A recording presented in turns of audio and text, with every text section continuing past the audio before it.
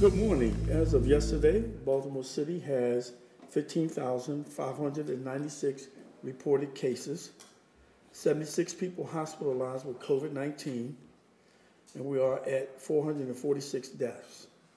I'm up here every week to ensure our residents have the most up-to-date and accurate information so they, in turn, can make smart and informed decisions for themselves and their families.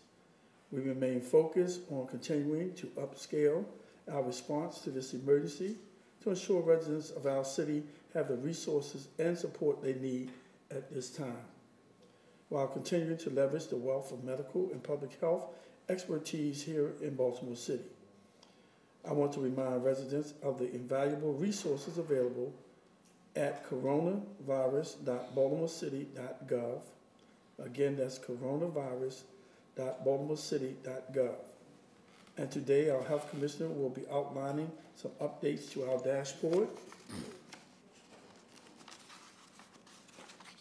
There, residents can find real-time data for Baltimore City as well as locations for where they can get tested. We're still in a pandemic, one that's built to spread rapidly in large groups. And for that reason, under the recommendation of the health commissioner, I'm extending the moratorium on event permits through the month of October. We will reevaluate this decision in the coming weeks based on data and disease spread. The coronavirus pandemic hasn't gone anywhere, but we know what we need to do. We need to wear a mask when out in public, watch your distance to others, and wash your hands often. Again, I want to thank the majority of Baltimoreans who have heeded the warnings and followed the guidance. And as always, we will continue to monitor the data daily. As fall approaches and the seasons change, we're entering another critical period for the health of our city, and that's the flu season. Because I have pre-existing condition, I have already gotten my flu shot this year, and I encourage all Baltimoreans to do the same. Don't take chances with your life or your families. Get your flu shots today. Also, as tomorrow is October the 1st, I know many communities and parents have been reaching out for guidance around Halloween. I have asked our health department to provide an update for residents around the holiday. Now I will ask Baltimore City Health Commissioner Letitia DeRosa to update you on our COVID response and how we are supporting residents and families in our city.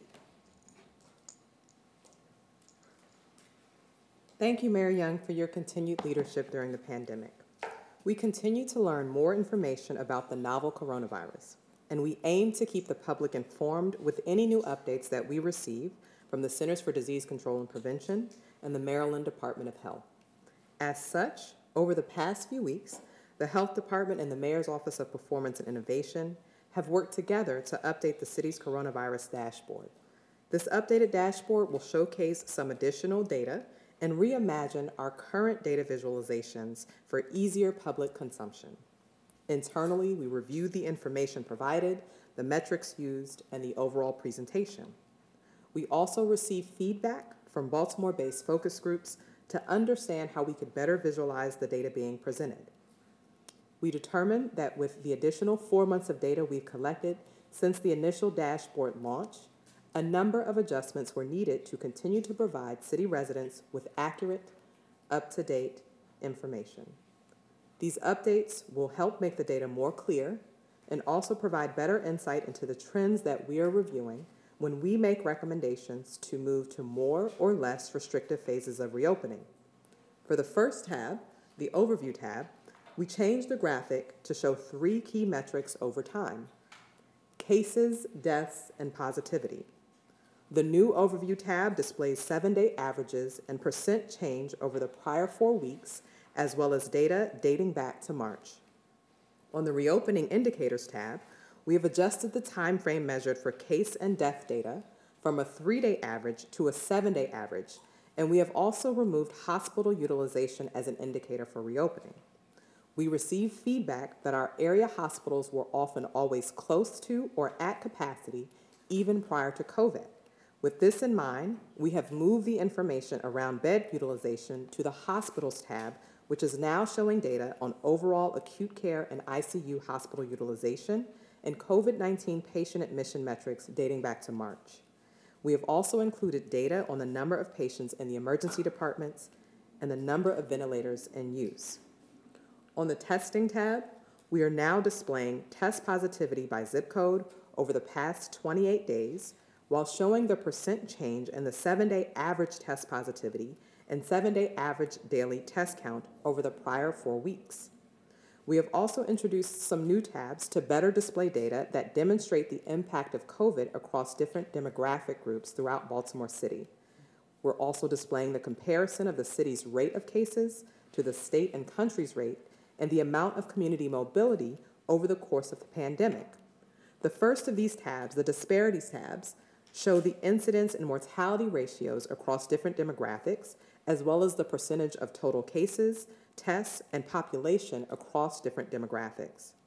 The cumulative incidence rate tab shows the cumulative incidence rate across different demographics and age groups over time. The city, state, and country infection rate tab shows the 7-day average of new cases per 100,000 people for Baltimore City, Maryland, and the United States since March. Finally, the community mobility tab shows the 7-day average mobility index, which demonstrates the average mobility in comparison to pre-COVID-19 baseline mobility data. Our hope is that through the new data introduced in this update, as well as a refresh of the visual display of data that has been previously shared, our residents will have more information at their fingertips and a better understanding of the city's current COVID-19 outlook. While we have seen improvements in our trends around new case counts and positivity in recent weeks, we continue to remain vigilant and strongly encourage residents to continue the personal protective measures that have kept many safe and healthy to date. That also means celebrating holidays in a way that breaks from the usual tradition. Halloween is fast approaching, and by being safe and planning ahead, we can make sure that we get through the holiday season without seeing a significant spike in new COVID-19 cases. There are 2 things I want everyone to remember this Halloween. First, traditional trick-or-treating, indoor Halloween parties, and indoor haunted houses are not advisable this year and present an elevated risk of disease transmission. If you're thinking about hosting or attending an indoor party or haunted house, know that you are at risk of getting sick or you're at risk of jeopardizing the health of your loved ones. The second is wearing a costume mask does not count as wearing a face covering to limit the spread of disease. We would not advise wearing both. Instead, consider costumes that do not require a decorative mask so you can wear your normal face covering or decorate your protective face covering for Halloween. If you're planning on doing other activities, remember our harm reduction rules. Please be sure to maintain social distancing of at least 6 feet from non-household members. This includes anyone outside of your home, and please remember to wear a cloth face covering over your nose and mouth. We know that activities like singing, yelling, and screaming can lead to more droplets being spread in the air and increased risk of coronavirus transmission. So please remain vigilant this Halloween. Some ideas for Halloween at home that do not require the use of a face covering include carving or decorating pumpkins with members of your household only, having a Halloween movie night with the people you live with or members of your household, or having a scavenger hunt style trick-or-treat search with your household members in or around your home rather than going from house to house. If you and your family members want to get out for Halloween this year, remember to please wear a face cloth covering. Attending an outdoor party where protective masks are used and people can remain 6 feet apart, or having an open-air costume parade, again, maintaining that 6 feet of distance between non-household members, are both recommended by the CDC. If you are planning on trick-or-treating or giving out candy this year, pre-wrapped Halloween goodie bags are much safer than traditional face-to-face interactions. Be sure to keep hand sanitizers and tissues on you while you go out. By following these rules, we can remain safe and keep our case count low. Thanks, and be safe, Baltimore. Thank you, Dr. Rasa. Now to the business of today. Our city and cities across the globe have been devastated by the COVID-19 pandemic. And even though we are still in the midst of dealing with this crisis, we must also focus on how we rebuild our city and provide support for our residents during this difficult time. Baltimore City is launching a $4 million Child Care COVID-19 Stability Fund. This dedicated child care assistance package is designed to help keep the doors of Baltimore's children child care centers open and help parents get back to work. Now I will have Tisha Edwards, Executive Director for the Mayor's Office of Children and Family Success, tell you more about the program.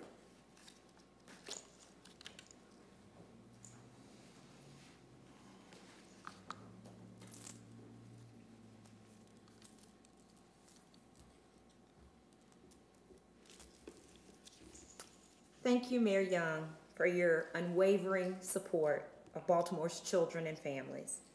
I also want to acknowledge the support we have received from the Baltimore Early Childhood Advisory Council to develop the Child Care COVID-19 Stability Fund, and our lead partner in implementation, Family League of Baltimore.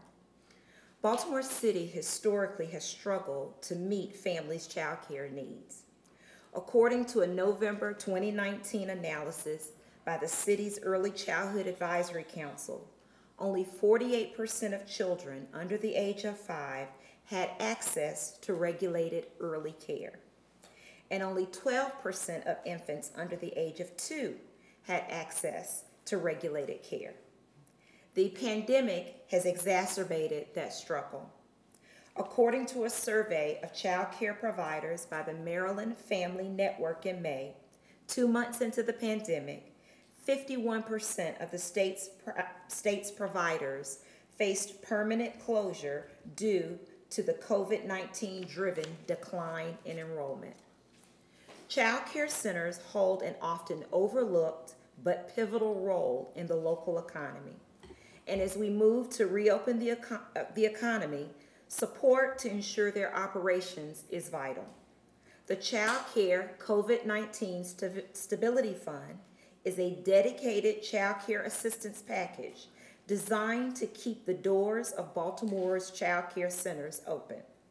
The city will provide direct support through grants to licensed family and center-based providers in Baltimore City, up to $20,000 for licensed child care centers, and up to $5,000 for registered family care homes. These grants will support costs including virtual learning expenses, personal protection equipment or PPE, payroll, supplies, rent, and other fixed debt payments. Applicants will need to complete an online application and provide a copy of their Maryland State Department of Education license and evidence of good standing. More information can be found at familyleague.org/stabilized childcare. Thank you. Thank you, Tisha, for all of your hard work and partnership with the Family League to stand this program up quickly on behalf of Baltimore families. Next, we cannot forget about the many nonprofits in our city that do great worthwhile work in our communities. So today, Baltimore City is also launching the Baltimore Nonprofit Relief Fund. This one-time $5 million fund aims to help nonprofits hardest hit due to COVID-19 pandemic. Nonprofits play a critical role in supporting our residents with direct services, and we are committed to ensuring their resilience and sustainability during these unprecedented times. Funds will be dispersed by the Baltimore Civic Fund using Federal CARE Act funds. The Baltimore Nonprofit Relief Fund will provide funds up to $75,000 per nonprofit for necessary expenses incurred as a direct result of COVID-19. Next, as many of you know, Baltimore is a favorite destination for visitors across the country as well as for our neighbors in the state. And tourism is a big industry and big economic driver in our city. As part of our citywide COVID recovery plan, Visit Baltimore will launch a new safe travel campaign in November to encourage those along the I-95 corridor, as well as our neighbors in the greater Baltimore region, to explore Charm City this fall and in the near future. And while heeding the health and safety advice provided by our health commissioner and other local authorities, this advertising campaign will encourage travelers to make memories and share good times in Baltimore at our restaurants, museums, historical sites, and distinctive culture hubs. So many family-friendly entertainment options are open for business right now. And during this period of uncertainty and stress, good times are made possible with masks, proper social distancing, and basic safety precaution. I am confident that this new effort will put Baltimore back on the map and the top of minds for travelers while continuing to model safe standards in tourism so that child care, nonprofit, and the tourism industry, but we cannot forget our small business community. And we have a couple of announcements on that front today. Today I'm announcing an additional $2 million in funds to provide financial assistance to small businesses. This in addition to the $3.5 million we provided to support small businesses in the spring. Baltimore's small businesses have been agile in their response to COVID-19, and we must not relent to our efforts to assist our small businesses during this time. The Small Business Assistance Fund, administered by the Baltimore Development Corporation, has helped businesses throughout our city. And these additional resources will address ongoing operational challenges as we continue to fight this global pandemic. Businesses may apply for up to $15,000 in grants, and a portion of this fund will be set aside for businesses which have been unable to qualify for other state and local funds. Now I will ask Mr. Talbot, President and CEO of BDC, to come up and talk about the fund and why it's been such a valuable resource for our small business community. And after he speaks, we'll hear from Councilman Costello, co-chair of the COVID-19 Small Business Task Force.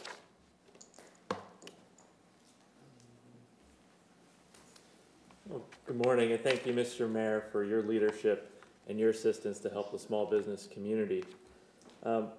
I did want to talk on Monday, October 5th, BDC, Baltimore Development Corporation, will post the requirements for the grant eligibility program, the small business grant assistance program, on our website, which is www.baltimoretogether.com. There you'll find all the information that will be required to submit for the grants. And then we will also announce on Monday when the portal will be open. You'll be able to apply directly online. And as the mayor said, with his leadership, we did a $3.5 million small business assistance fund earlier this year. And I just want to touch on some of the highlights and successes of that fund. We provided over 350 grants to small businesses. The largest percentage of grants actually went to Black-owned businesses. We were very intentional to make sure that this recovery is inclusive and equitable. In total, 74% of the grants went to minority-owned businesses, 68% went to women-owned businesses, and 73% of the grants went to businesses owned by Baltimore City residents. So it was very intentional, very local to support our small businesses here in Baltimore City. We will be streamlining some of the submission requirements this time to make it easier and also to ensure that the funds are deployed as quickly as possible. I did want to touch on a few other initiatives that the Baltimore Development Corporation has launched since the beginning of the pandemic, all with the support of Mayor Young. One was a collaborative technical assistance network, which is still operating. This is funded by the Baltimore Small Business Support Fund, which is supported by local philanthropies as well as corporations. And BDC is coordinating 19 organizations, including BDC, that range from technical assistance providers as well as community partners on the ground. And this is really to help field any questions or needs that our small business community has. And since the launch of this network earlier this year, we've helped over 1,100 small businesses access resources, both at the local, state, and federal level. And that work will continue. I also wanted to just mention our success early in the pandemic, working with our local maker community. With the mayor's support, we were able to fund 17 small businesses to produce personal protective equipment. which was then purchased by the city through the BDC to help our frontline workers stay safe on the job. So this included face masks, it included hand sanitizer, and other PPE that was made right here in the city with city businesses. And finally, I wanted to just touch on our Design for Distancing initiative. This is underway throughout the city. There's about 16 different installations going up in our commercial districts, and this is an adaptation of our right-of-way, so our sidewalks and some of the parking lanes. We're transforming into areas for seating, into areas for dining, into areas for queuing, and so far it's proved really successful. We've seen an increase in small business revenue where these installations have occurred. It's a great partnership that we have with the Neighborhood Design Center, a local nonprofit that's here in Baltimore and been operating for many decades. And you can go see these installations and participate and support your small businesses. We have those installations up and running in Station North, Bel Air Edison, Brooklyn, just to name a few. And you can go to www.designfordistancing.org and check out all of the different projects that are happening across Baltimore. And I also wanted to just introduce Councilman Costello. He's been such a strong supporter of small business. He's co-chairing the Mayor's Task Force on COVID Small Business Recovery with Shalonda Stokes. And without his support, many businesses would still be struggling. So I want to introduce him and thank him for all of his work. Thank you, Colin, and thank you, Mayor Young, for your support for our business community. The mayor asked us to come up with additional creative ways to support our small businesses, additionally with a focus on our restaurant community. Today we're announcing the mayor's outdoor seating heating solutions program. That program is now live today. If you are a restaurant and you are seeking to get a heating solution for outdoors as we go into the colder months, you will be able to do that in an expedited fashion.